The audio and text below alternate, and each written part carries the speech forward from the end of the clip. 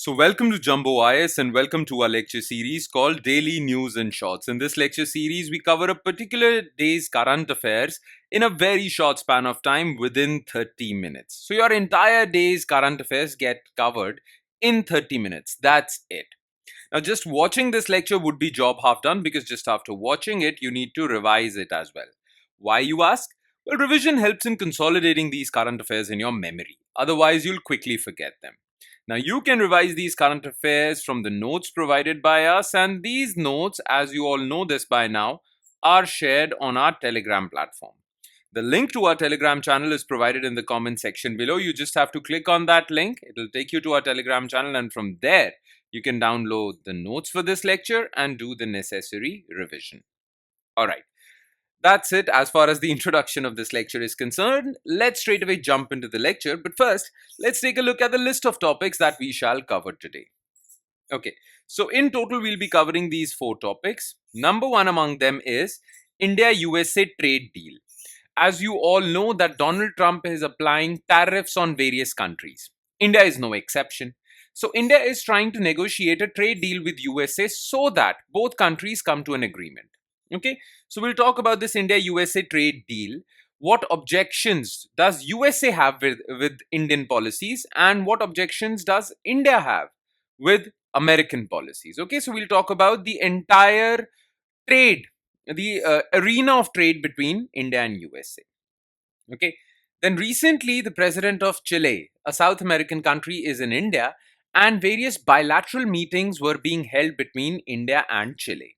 Okay, now the most significant deal between India and Chile is the trade deal between the two countries. Okay, there are other agreements of cooperation as well, and we will give a cursory reference to them as well. But the main point was India-Chile trade deal. So we'll talk about this. Then recently, Punjab Agricultural University came out with a report which basically connects or basically links cultivation of rice, intensive cultivation of rice in Punjab, and climate change. Okay, so we'll talk about this connection because this connection is not just confined to Punjab, but it can be extended to the entire country. Okay, and as you all know, well, if you are following Lok Sabha sessions, Lok Sabha has just passed WAQF amendment bill, and there has been quite some debate about it. Government MPs have their own arguments. Opposition MPs are protesting against it. So we'll talk about this bill. What are the points of contention? What are the controversial points? What is the government's argument? What is the argument pushed forward by the opposition members? So we'll try to analyze this issue in its totality. Okay, so these are the 4 topics that we will focus on. So let's start discussing them one by one. First, let's start with India-USA trade deal. Now, as you all know, Donald Trump is applying tariffs on different countries. Now, what do we mean by tariffs on different countries? Well, whenever a particular product will come from these different countries into USA, whenever USA will import these products from different countries, well, a particular tax would be applied on these products, on these imports. Now, because of this tax, these imports will become expensive in USA. Therefore, buyers would not choose these imported products but would choose American made products because imported products have been made expensive by applying this tax. Okay, that's the basic purpose of Donald Trump, right? Now, Donald Trump is applying these tariffs on many countries, and India is no exception. Okay, in his previous term, when Donald Trump was the president between 2016 to 20, Donald Trump criticized India. It said that India applies tariffs on American goods, but America does not apply that many tariffs on Indian goods, right? So he said that we need to be reciprocal. The country that gives us market access, we will give them market access. The country that applies tariffs on our products, we will apply tariffs on their products in equivalent measure. This is what he means by reciprocal tariffs. Okay, so India-USA trade relations have been under quite intense negotiations. Both countries want a way forward because they are strategic partners. So it is in this background that both these countries are negotiating a bilateral trade agreement. India-US trade relations involve ongoing negotiations due to tariff barriers and market access restrictions. Okay. Now, India has agreed to terms of reference of this bilateral trade agreement. Terms of reference means whatever points, which points would be negotiated under this agreement. Okay, so India has agreed to it. Prime Minister's office basically uh, intervened to make India sit on the table with USA. Okay, so you just have to remember that India USA trade relations are a bit contentious, but both countries are uh, talking and having dialogues to resolve this issue. Now, as far as India USA trade relations are concerned, especially in the context of Donald Trump, you need to have a little bit of background also. You need to know a little bit of the background. Okay, now here's the thing. The thing is that India, because India is a developing country,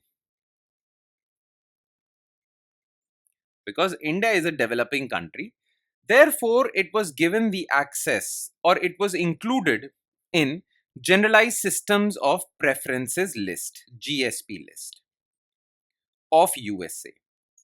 Now, what is GSP list of USA? The thing is, USA says that there are certain developing countries which require some support. Okay, so to help these developing countries, well, USA puts them in this list, and whichever country is in this list, well, they won't face many tariff barriers from USA. Okay, USA won't apply tariffs on them that much. So if you are importing, let's suppose, steel from Europe, USA applies a tariff of, let's suppose, 10%. But if India is in GSP list and is exporting steel to USA, India will face 2% or 1% or even 0% tariff. So this is basically preferential access to India, because India is a developing country and USA said that we want to help developing countries. Okay. But the thing is, in 2019, USA removed India from this GSP list, saying that India is no longer that developing a country. India is a powerful economy.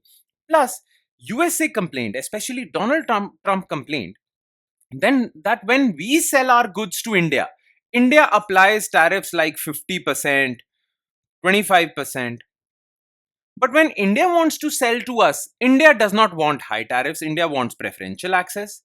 This is not how things work. Okay, we are going to be reciprocal. So that is why USA removed India from GSP. Plus, in 2018, USA imposed high tariffs on steel and aluminium imports, and India used to export steel and aluminium to USA. So India also faced that.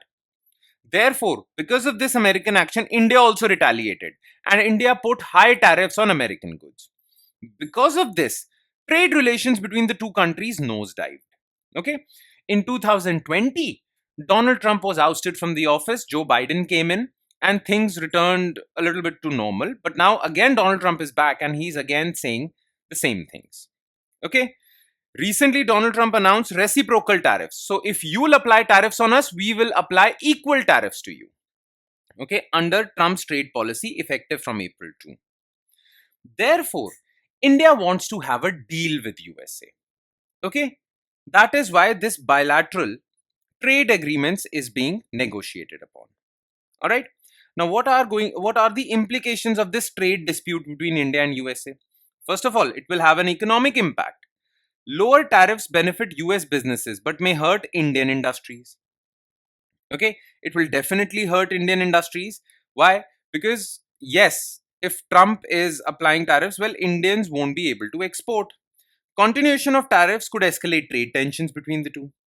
Then, if economic relations between India and USA are not good, then it might spill over to, well, political relations also. And it will have geopolitical impact. Because, realistically speaking, India and USA have teamed up against China. But if relations between India and USA are not sorted out, well, this can create divisions in this team. Okay, and the China factor would be looming large.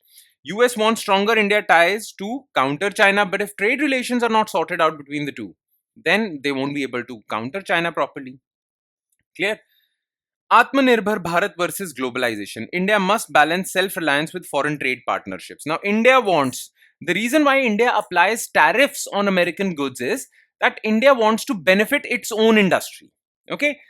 If American goods are taxed higher, they will be expensive in India and people would buy Indian made goods. That's why India does it, to support Atmanirbhar Bharat, self reliance.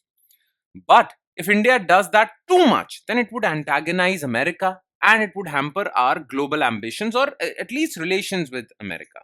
So, this is a problem. And the latest impact of announcements made by Donald Trump was Indian stock markets. So, Indian stock markets declined significantly after Donald Trump announced that he is going to apply tariffs on India as well.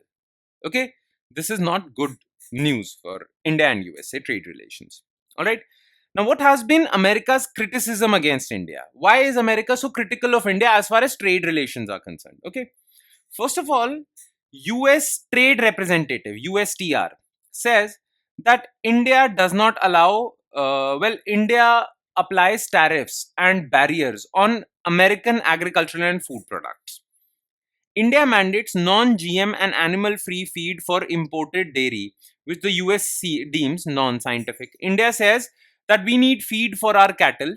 We will import feed for our cattle, but we won't want that feed which is grown through genetically modified crops. USA says this is unscientific. Then USA criticizes India's import restrictions as opaque and unpredictable. This is one criticism. Then USA says that India does not protect the intellectual property, patents, copyrights of American companies. That is why they have put India on priority watch list. This is their allegation against India. Then, India's price controls on coronary stents, medical equipments, and knee implants discourage American firms. Then, when it comes to tech companies, RBI mandates that foreign payment firms store transaction data within India, data localization. India says that Google Pay and all these foreign companies, Amazon Pay, should keep Indians' data in India. But America says that is not good. Well, these are US companies, they are allowed to take this data back home, right? But India wants this data in India. Then payment service restrictions are there. Visa, MasterCard face hurdles in Indian markets. Telecom companies face restrictions in India. So these are America's contentions or criticism of India's trade policy. Well, India replies by saying that look, our interest is in benefiting our people. We want to remove poverty. We want to make India great. We want to make India developed, Vikasit Bharat by 2047. Well, that will happen if we are allowed to apply tariffs the way we want. So we are doing it to basically alleviate poverty in India. Nonetheless, India has its own arguments, USA has its own criticisms. Now, both countries are sitting on the table to, well, uh, basically negotiate a deal. All right, that's all. That's all you need to know as far as this news item is concerned. Now, let's talk about India-Chile relations. So, President of Chile is in India, and India-Chile signed a preferential trade agreement in 2006. Now, both countries are negotiating to upgrade this preferential trade agreement to comprehensive economic partnership agreement. Okay, so earlier they had a normal trade agreement which was negotiated in 2006. Now they want a better, more comprehensive trade agreement which is known as comprehensive economic partnership agreement. Now, if this deal materializes, well, the benefits would be immense. Indian companies would have access to Chilean markets. Well, this would lead to trade diversification also, because our export markets would also diversify. Currently, we export to only a few set of countries. Now, after this trade agreement, we will be able to export to Chile also. So, our export market would diversify.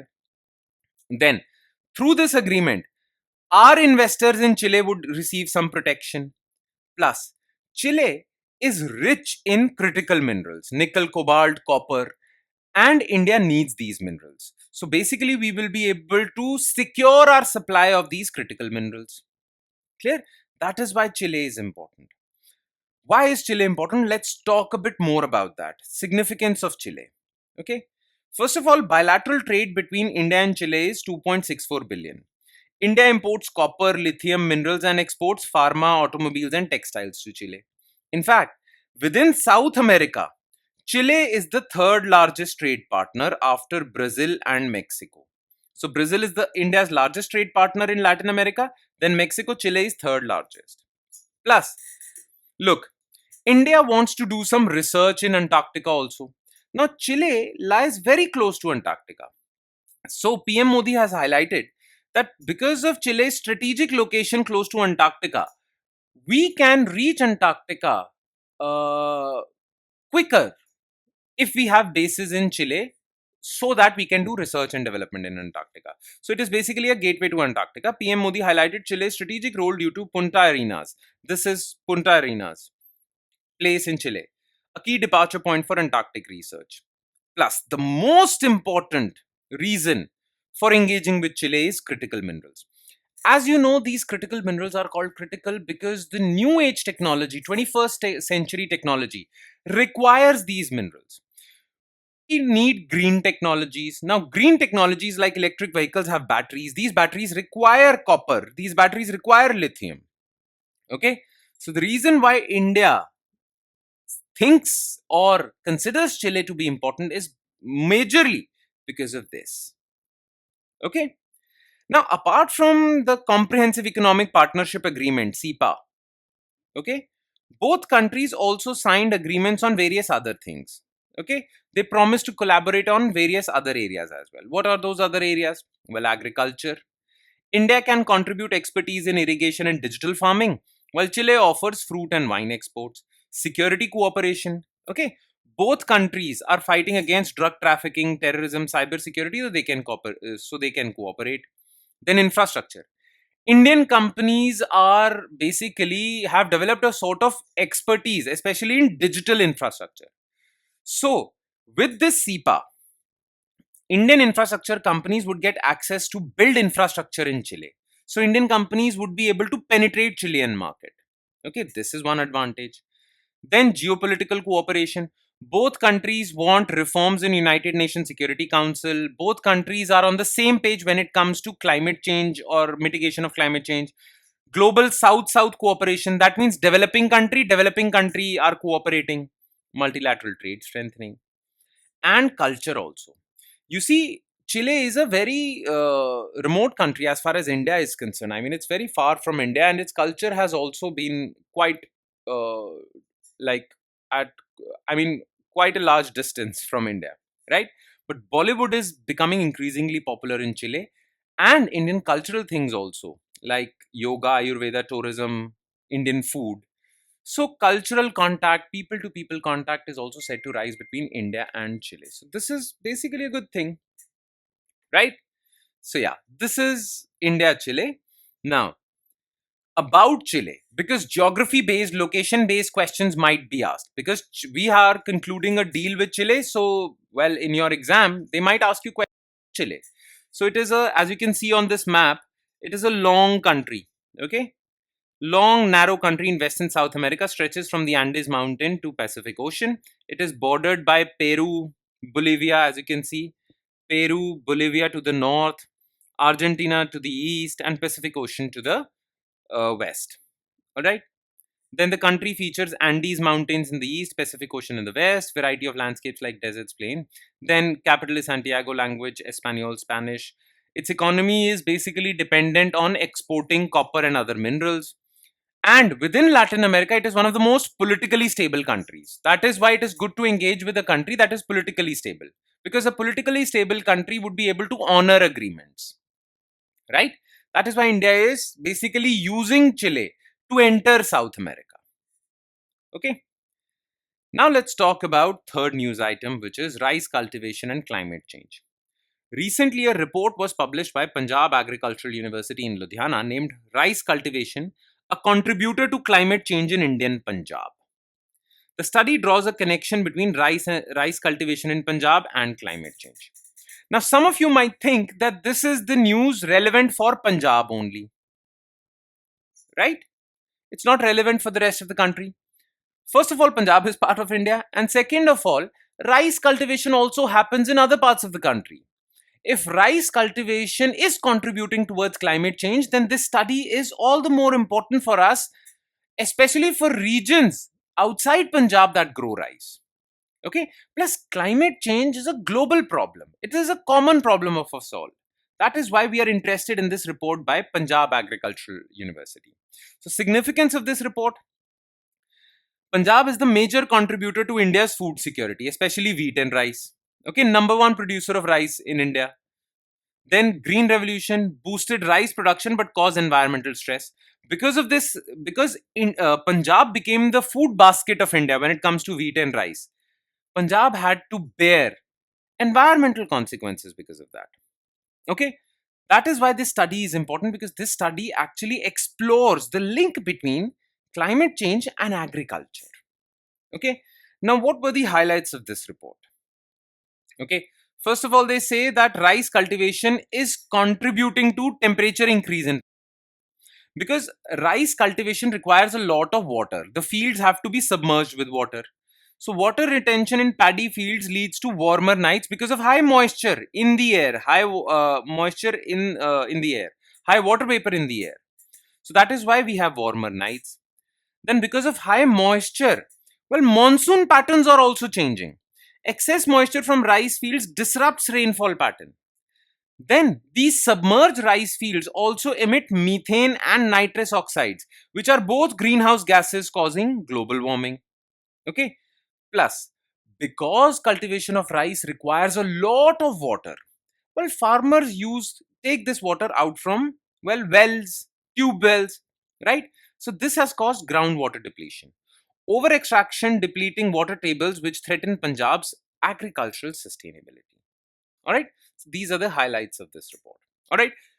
That would be all as far as this third news item is concerned. Let's quickly shift to fourth news item, which is WAQF bill debate.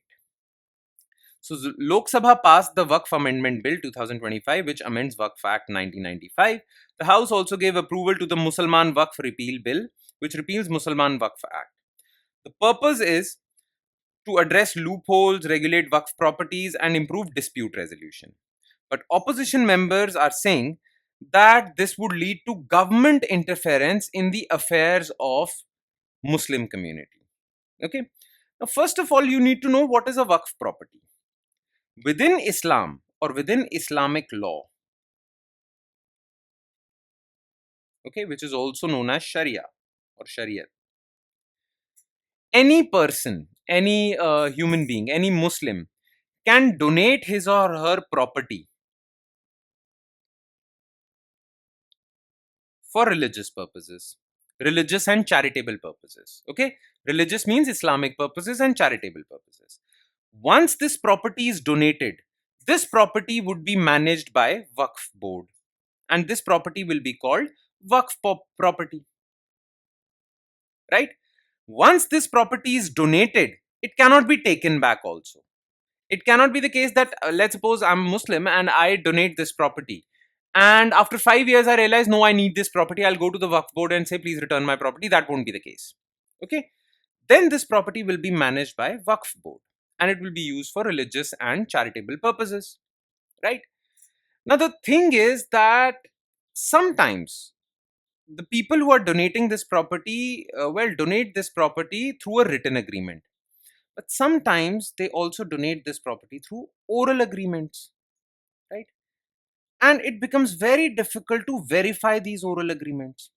So many people have said that WAQF board has illegally taken over their properties by saying that, this property was given to us through oral agreement, but no such oral agreement was made as per the aggrieved party. Okay, there have been issues like that. Okay, there have been issues like that. Now, whether a property belongs to WAQF board or not, whether it is a WAQF property or not, will be decided by the WAQF board. Okay, and there are many allegations against the WAQF board. There are many allegations and there are many issues also. So the government decided to change this law. Okay, what changes were made to this law? First of all, this law was enacted in 1995, though it was an earlier law, but WAQF Act 1995 decides all these issues with respect to WAQF property. Now, what were the changes? Look, initially, whether a property is WAQF property or not, whether there was an oral agreement, written agreement, all these things were decided by WAQF tribunal. Okay, WAQF board had a tribunal all these members were religious members. Okay. But now government has said no, this decision will be made by district collector, a secular authority, not a religious authority. Okay. They will determine whether this is a Waqf property or not. Plus, if there is a dispute on a property, if the property is disputed and no ruling has been there, whether it's a Waqf property or a personal property, then that property will remain as government land until it is resolved. Now, many religious people and opposition members are saying this is undue government interference. Plus, surveying of Waqf property will be done not by district collector but by a survey commissioner for better efficiency. Plus, within Waqf board, earlier within Waqf board, all members had to be Muslims. But now government says that no, there should be non-Muslim representation in Waqf board also. So non-Muslim CEO and two non-Muslim members proposed. Proposal to remove section 107, where if a case is filed against a particular case is filed against the status of a Waqf property, well, that would be inquired upon. Basically, this is the adverse possession clause. Any which way.